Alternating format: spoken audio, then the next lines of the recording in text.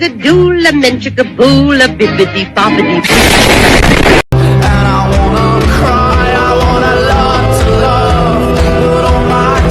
Seperti apa kemudian tanggapan juga dari pegiat anti korupsi soal ujung aliran dana Syahrul Yassin Limpo ini, termasuk dugaan adanya dana dalam kasus pemerasan pimpinan KPK?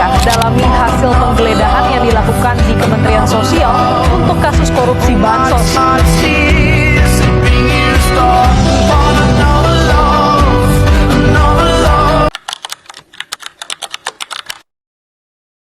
Assalamualaikum warahmatullahi wabarakatuh. Perkenalkan, nama saya Naila Malia dengan NIM 64251439 dari kelas 64 2A37.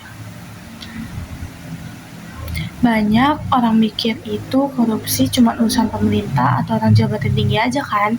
Padahal kalau ditarik ke belakang, korupsi itu seringkali awal dari kebiasaan kecil kita sehari-hari. Contohnya kayak berbohong, menyontek, atau suka nyari jalan pintas lainnya. Hal kecil yang dianggap sepele ini kalau dibiarin lama-lama bakal ngerusak pola pikir kita loh. Yang kedua, ada mengapa kejujuran menjadi kunci mencegah korupsi. Kenapa sih? Karena korupsi itu gak langsung jadi besar. Dia bisa tumbuh dari kebiasaan-kebiasaan kecil tadi, yang seperti aku bilang, bikin kita abaikan sama kejujuran. Nah, lewat kejujuran yang dipupuk sejak dini, baik di rumah, di sekolah, ataupun mau lingkungan sekitar lainnya, kita bisa sama-sama belajar membedakan mana yang benar, mana yang salah. Nah, kalau yang ketiga, ada dampak jika kejujuran diabaikan. Bayangin, kalau kejujuran ini kita abain, dampaknya kita bakal gampang banget nyari jalan pintas tanpa peduli aturan. Efek yang lainnya, rasa saling percaya di masyarakat bakal luntur, lingkungan jadi nggak transparan, dan dalam jangka panjang, batasan moral kita makin kabur. Dari sinilah pintu korupsi besar terbuka lebar. Selanjutnya, ada manfaat menerapkan kebiasaan jujur dalam kehidupan sehari-hari. Sebaliknya, kalau kita nerapin jujur, banyak banget manfaatnya. Kita jadi lebih dipercaya sama orang lain, di pertemanan, di sekolah, atau sampai di kerjaan nanti.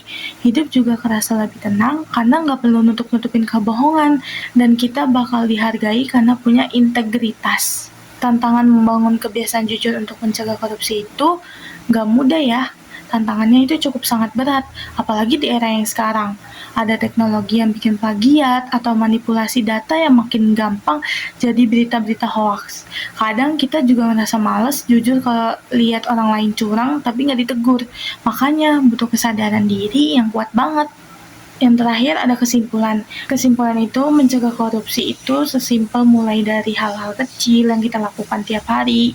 Yang pertama ada berani tidak menyontek, berani ngakuin kesalahan diri sendiri, dan gak ngambil hak yang bukan punya kita sendiri.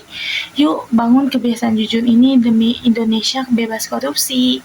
Nah, di sini aku akan membahas poster yang berjudul Kejujuran sebagai Fondasi Karakter Anti Korupsi.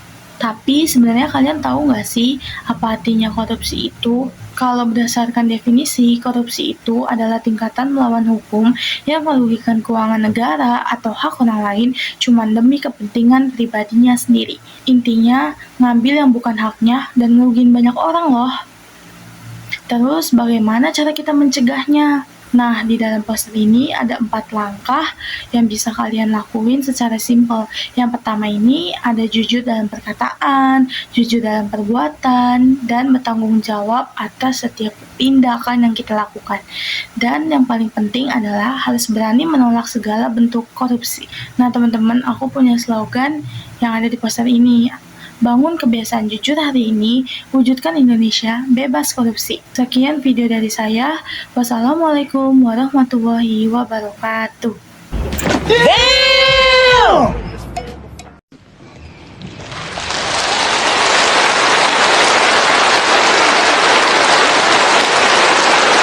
Wake up in the morning, everything's alright. At the end of the story, you're holding me tight. I don't